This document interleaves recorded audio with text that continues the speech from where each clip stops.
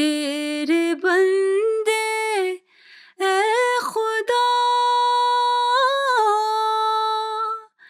सच है कि कुछ ऐसे भी हैं.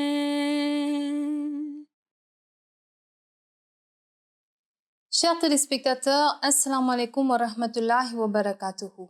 Bienvenue à notre émission La femme en islam sur les pas de nos modèles. Comme vous le savez, cette émission a pour but de retracer la vie de femmes exemplaires et de décrire leur excellente qualité, une façon pour nous de nous inspirer d'elles afin de suivre leurs pas sur le chemin de la vertu. Aujourd'hui, nous parlerons de Hazrat Juwariya radhiyallahu anha, une femme brave et intelligente. Bien qu'étant la fille d'un chef arabe, elle a choisi joyeusement de mener une vie simple en tant qu'épouse de Hazrat Muhammad sallallahu alayhi wa sallam. Pour vous raconter son histoire passionnante, j'ai le plaisir d'accueillir sur le plateau Madame Hafsa Douman et Madame Amtulhay Jawahir. Mesdames, assalamu alaikum wa rahmatullahi wa barakatuhu. Wa alaykum assalam. Alors, je vais commencer par vous, Amtulhay Sahiba. Dites-nous quelles sont les origines de Hazrat Juwariya radhiyallahu anha et dans quelles circonstances a-t-elle connu le saint prophète sallallahu alayhi wa sallam? Alors, avant son mariage avec le saint prophète sallallahu alayhi wa sallam, Hazrat Juwariya radhiyallahu anha répondait au nom de Barra. Et elle était la fille du chef de la tribu Banu Mustalik et était mariée à Musafi bin Safwan. Sa tribu habitait tout près d'un puits qui s'appelait Maraïsi et situé à environ 90 milles de Médine. Comme nous le savons, le saint prophète sallallahu alayhi wa sallam prit refuge à Médine sous l'ordre divin quand il avait dû quitter sa ville natale, la Mecque, après 13 ans de persécution, de cruauté, et il prit refuge à Médine. D'accord. La plupart des gens de Médine l'accueillirent, sauf quelques tribus, dont il y avait quelques individus et des tribus alentours. Les Banu Mustalik en faisaient partie. Et son chef, Harith bin Abu Darar, détestait les musulmans avec une telle passion et fureur qu'il disait même qu'il viendrait à bout du problème. Il parlait bien sûr des musulmans. Donc, si j'ai bien compris, le père de Bara, savoir de Hazrat Juwariya radhiyallahu anha, était un ennemi acharné du saint prophète sallallahu alayhi wa sallam. Il voulait à tout prix le tuer et mettre fin une fois pour toutes à la propagation de l'islam. Oui, voilà. D'accord. Par conséquent, il demanda aux Qurayshites de la Mecque de s'armer et de le rejoindre au puits de Maraïsi. Musafi bin Safwan, l'époux de Bara, partageait aussi la haine que son beau-père entretenait à l'égard de l'islam et était impatient de les affronter. D'accord. Apprenant les préparatifs de guerre à l'encontre des musulmans, le saint prophète sallallahu alayhi wa sallam envoya Buraïda bin Hasib Aslami radhiyallahu anhu confirmer ces rumeurs.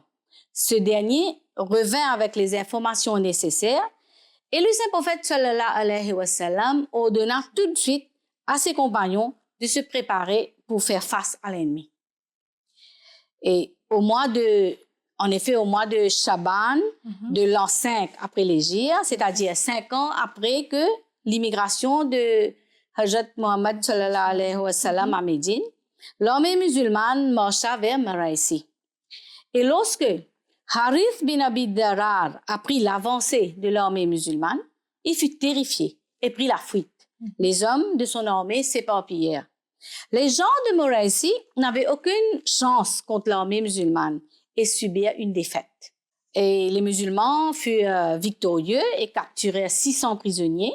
11 hommes de l'armée ennemie furent tués, parmi lesquels se trouvait l'époux de Bara. Et Bara, quant à elle, faisait partie de ces prisonniers de guerre capturés par les musulmans et c'est ainsi qu'elle a fait la connaissance de Hazrat Muhammad sallallahu alayhi wa sallam. Tout à fait. Alors, Hafsa Sahiba, vu qu'elle était prisonnière, dites-nous comment est-elle finalement devenue l'épouse de Hazrat Muhammad sallallahu alayhi wa sallam? Comment cela s'est passé? Tout d'abord, il faut savoir que, conformément à la coutume de l'époque, le saint prophète sallallahu alayhi wa sallam avait l'habitude de distribuer le butin de guerre aussi bien que les prisonniers de guerre, parmi tous ceux qui avaient participé à la bataille en question.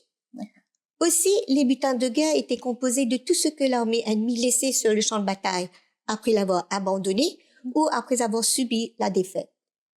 Pendant la distribution, Barra fit remise à Hazrat Thabit bin Qais bin Shammas, radhiyallahu ta'ala anhu.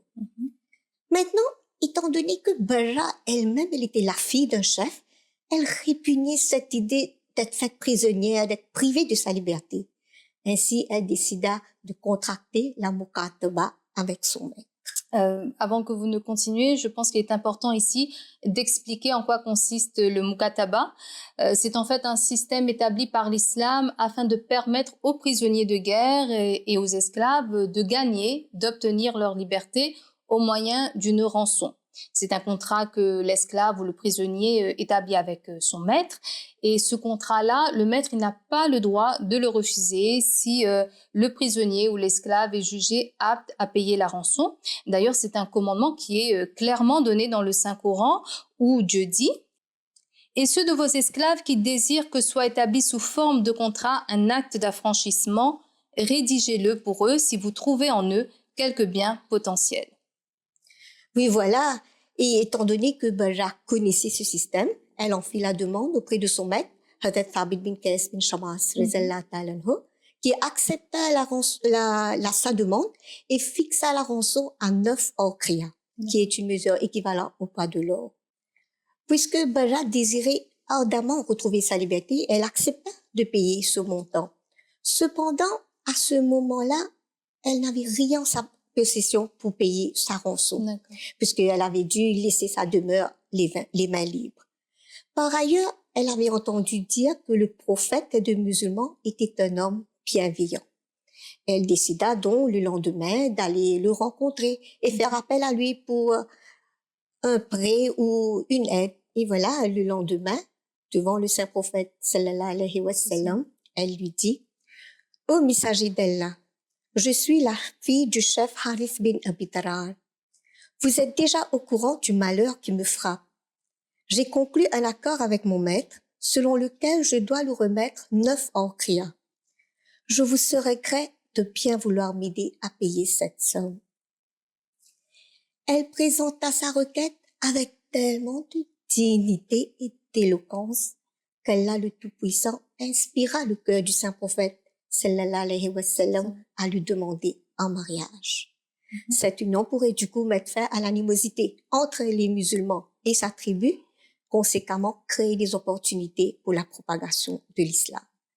Sur ce, Barra accepta tout de suite sa proposition et le mariage fut célébré en l'an 627. Et après le mariage, le saint prophète sallallahu alayhi wa sallam lui donna le nom de Juwayriya. Jazakallah pour tous ces détails. Et Antoul Saïba, quelles furent les conséquences de ce mariage? Alors, après le mariage, tous les membres de la tribu de Hazrat Juwayriya radhiyallahu ta'ala anha, notamment les Banu Mustalik, firent désormais partie intégrante du peuple du saint prophète sallallahu alayhi wa sallam. De ce fait, les musulmans pensaient qu'il n'était pas convenable de retenir comme prisonniers ceux qui furent capturés à la bataille de Maraïsi. Par conséquent, ils les relâchèrent sans demander de rançon. De retour chez eux, ces prisonniers parlaient du saint prophète de l'islam, de son message, et beaucoup d'entre eux devinrent musulmans. D'ailleurs, même la famille de Hazrat Juwayriya s'est convertie à l'islam et la façon dont cela s'est produit est assez intéressante. Hein? Oui, tout à fait. Lorsque Harith apprit que sa fille bien-aimée était prisonnière de guerre, il vint à Médine avec quelques affaires et qui incluaient des chameaux dedans, et afin de régler la rançon et de libérer sa fille. Et pendant le voyage, il ne voulut plus se séparer de 2 de ses chameaux, précieux comme si, et les cacha dans la vallée d'Akik. Et il vint voir, quand il se présenta devant Hazrat Muhammad sallallahu alayhi wa sallam, il lui offrit ce qu'il avait apporté comme rançon. Le saint prophète sallallahu alayhi wa sallam lui demanda alors, « Où sont les 2 chameaux que tu as cachés dans la vallée d'Akik ?» En effet, Allah le Tout-Puissant en avait déjà informé le saint prophète sallallahu alayhi wa sallam dans une vision. Harith fut abasourdi par ces mots et réalisa que cet homme ne pouvait être un menteur. Il proclama sa foi en récitant le kalima à haute voix et devint musulman. Ses deux fils, Abdullah et Amr, se convertirent aussi. Le saint prophète sallallahu alayhi wa sallam fit venir Hazrat Juwaira raziyallahu ta'ala anha, et quand son père apprit qu'elle n'était plus prisonnière et allait bientôt devenir l'épouse du saint prophète sallallahu alayhi wa sallam, il fut très heureux. J'aimerais souligner ici que plusieurs auteurs ayant relaté la vie du saint prophète sallallahu alayhi wa sallam et de ses épouses dans leurs ouvrages ont organisé les événements dans l'ordre chronologique qui leur semble plus logique. Par conséquent, certains auteurs ont placé le mariage de Hazrat Juwaira raziyallahu ta'ala anha avec le saint prophète sallallahu alayhi wa sallam avant l'arrivée de son père à Médine. Toutefois, il est important de faire ressentir qu'il est indéniable que Hazrat Juwaira raziyallahu ta'ala anha était une femme parfaitement libre au moment de son mariage et avait accepté cette union bénie de son propre gré. En effet, vous avez bien fait de le souligner, Jazakillah. Et on peut dire que jusque-là, la vie de Hazrat Juwaira raziyallahu anha a subi beaucoup de rebondissements. Elle était la fille et l'épouse de deux grands ennemis de l'islam, après quoi son père a subi une défaite. Son époux s'est fait tuer dans la bataille et en conséquence, elle s'est retrouvée veuve et emprisonnée. Donc, c'était une situation réellement difficile à vivre. Cependant, sa rencontre et son mariage avec le saint prophète sallallahu alayhi wa sallam vont tout changer. Grâce à ce mariage, elle va embrasser l'islam, tous les prisonniers de sa tribu vont être libérés et qui plus est, plusieurs membres de sa tribu, y compris les membres de sa famille, comme on l'a vu, vont se convertir à l'islam. Donc au final, ce mariage fut une réelle bénédiction, non seulement pour elle, mais pour sa tribu tout entière. Effectivement. Il serait bon de préciser également que ce mariage avec le saint prophète sallallahu alayhi wa sallam lui avait déjà été montré dans un rêve, comme le raconte Hazrat Juwaira raziyallahu ta'ala anhu en ces termes. 3 nuits avant l'arrivée du saint prophète sallallahu alayhi wa sallam, j'ai vu dans un rêve que la lune voyageait de Yahrib, c'est-à-dire Médine, est tombée dans mon giron. Je n'ai désiré parler de ce rêve à personne. Lorsque je fus capturée, j'espérais que ce rêve s'accomplirait. Ensuite, le saint prophète sallallahu alayhi wa sallam m'a accordé la liberté et m'a épousée. J'avais alors 20 ans. Donc, pour ceux qui auraient encore des doutes, il est clair de par ses propres dires que Hazrat Juwaira raziyallahu anha a épousé le saint prophète sallallahu alayhi wa sallam bel et bien volontairement et qu'elle espérait même ce mariage que lui indiquait son rêve. Il faut savoir aussi qu'étant la fille d'un chef arabe, auparavant, elle menait une vie relativement privilégiée, on peut le dire. Cependant, après son mariage, elle a dû adopter le même mode de vie que celui de Hazrat Mohammed sallallahu alayhi wa sallam. Alors, Assa Sahiba, dites-nous un peu dans quelles conditions vivaient Hazrat Mohammed sallallahu alayhi wa sallam et ses épouses. Il faut dire que la vie dans le foyer du saint prophète sallallahu alayhi wa sallam était extrêmement modeste. Les maisons de ses épouses étaient faites de briques de boue et de feuilles de branches de dattier. À la place des portes, on suspendait des rideaux. Le plafond était si bas qu'on pouvait même le toucher en levant le bras. Il n'y avait pas de lampe non plus. Les maisons étaient aménagées très modestement, très simplement. Les matelas étaient faits de peau et rembourrés de feuilles de dattier. Les vêtements, la nourriture, la manière de vivre, tout était humble. Selon Hazrat Aïcha raziyallahu ta'ala anha, chacune des épouses ne possédait pas plus qu'un habit et elle consommait la même nourriture que le saint prophète sallallahu alayhi wa sallam. Et elle rapporte aussi, très souvent la cuisinière restait éteinte pendant des jours. On ne faisait que manger des dattes et boire de l'eau. En raison de notre humble situation, les membres de la maison du saint prophète sallallahu alayhi wa sallam ne pouvaient consommer du pain plus de 3 jours d'affilée. Et voilà comment vivait le saint prophète sallallahu alayhi wa sallam et ses épouses. Et il est bon aussi de savoir qu'après la bataille de Khaybar, le saint prophète sallallahu alayhi wa sallam accordait à ses épouses 20 kilos de l'orge pour un mois et 30 kilos de dattes à utiliser en un an. Ces provisions étaient également utilisées pour recevoir les invités et aider les nécessiteux. Donc, on constate que c'était une vie extrêmement simple, hein, il faut le dire, et dépourvue de tout confort matériel. Alors, Amtoulaye Sahiba, est-ce que cela n'a pas été difficile pour Hazrat Juwariya de s'adapter à ces conditions de vie?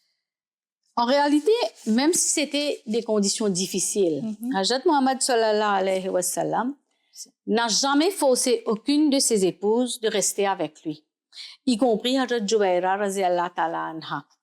Au contraire, conformément à la volonté de Dieu, il lui a donné le choix entre la vie de ce monde et la vie auprès de lui, conformément au verset coranique où Dieu dit « Ô prophète, dis à tes épouses, si vous désirez la vie de ce monde et sa parure, venez alors, je vous accorderai des avantages pécuniaires et je vous renverrai d'une manière bienséante. Mais si vous désirez Allah et son messager et la demeure de l'au-delà, alors en vérité pour celles d'entre vous qui font de bonnes œuvres, Allah a préparé une très grande récompense. » Et face à cette proposition, aucune de ses épouses, y compris Hazrat Juwaira radhiyallahu ta'ala anha, ne désirait les biens de ce monde et de se séparer de lui. À vrai dire, le seul objectif du saint prophète sallallahu alayhi wa sallam demeurait le plaisir d'Allah.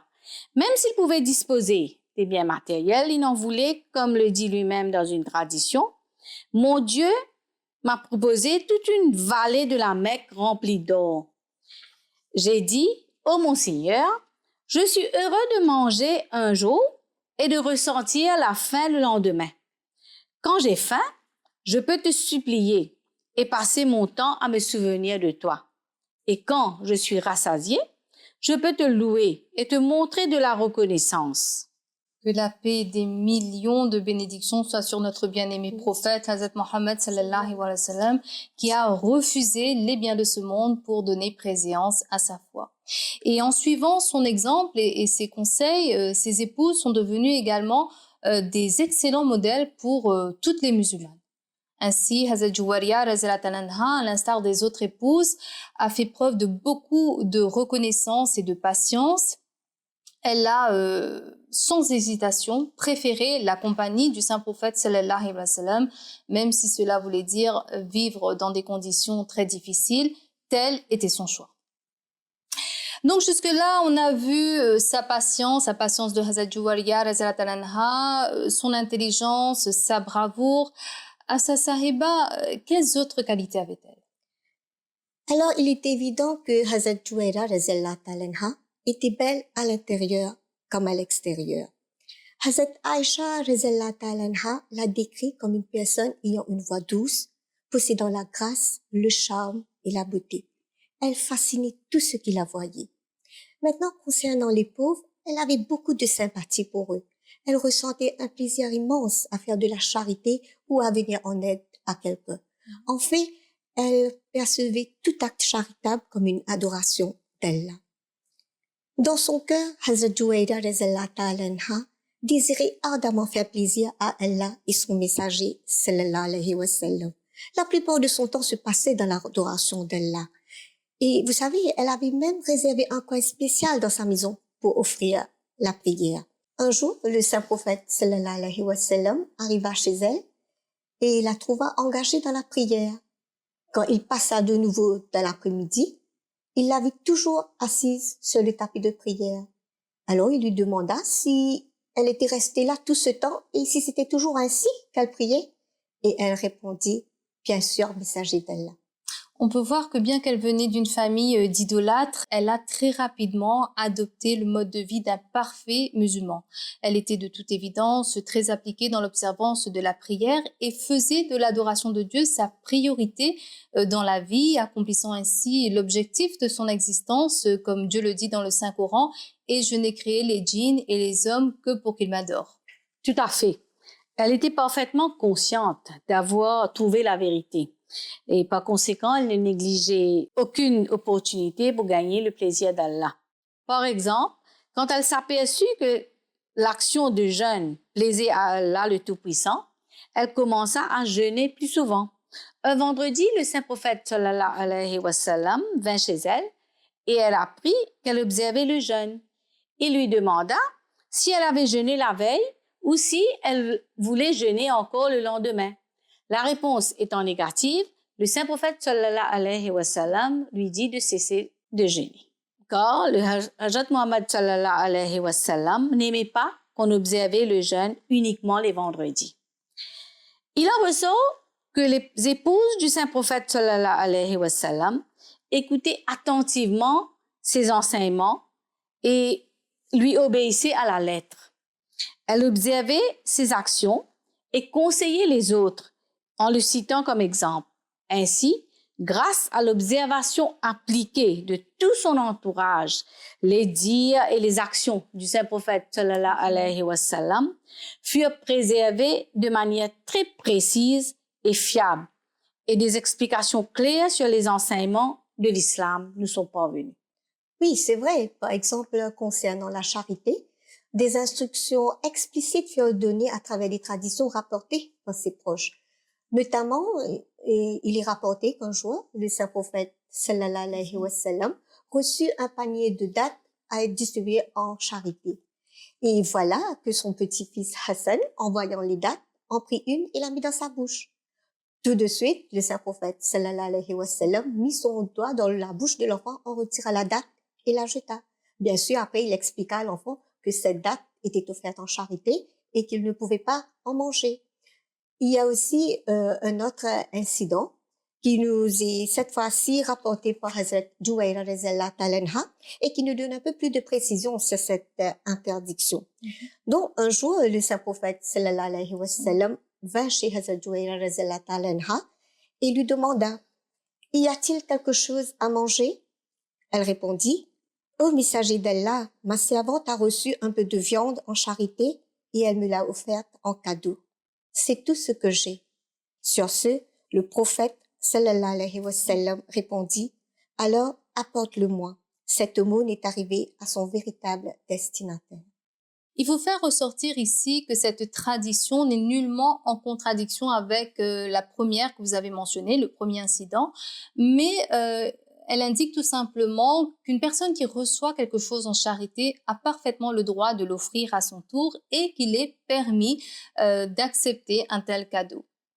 En fait, ce beau concept permet à la fois aux pauvres de préserver sa dignité et à une personne en difficulté d'améliorer sa condition. Exactement. Pour terminer, nous allons aborder le chapitre le plus triste de la vie de Hazrat Juwayriya radhiyallahu ta'ala anha, à savoir sa séparation d'avec son bien-aimé époux, Hazrat Muhammad sallallahu alayhi wa sallam. Antoul Sahiba, pouvez-vous nous en parler? Oui, Hazrat Juwayriya radhiyallahu ta'ala anha n'a eu que 6 années de vie commune avec le saint prophète sallallahu alayhi wa sallam. 6 années de paix et de joie passées en compagnie de cet homme saint qui était la source de son plus grand bonheur. Et elle fit preuve d'un énorme sacrifice en lui permettant de passer ses derniers jours dans la maison de Hazrat Aïcha radhiyallahu ta'ala anha.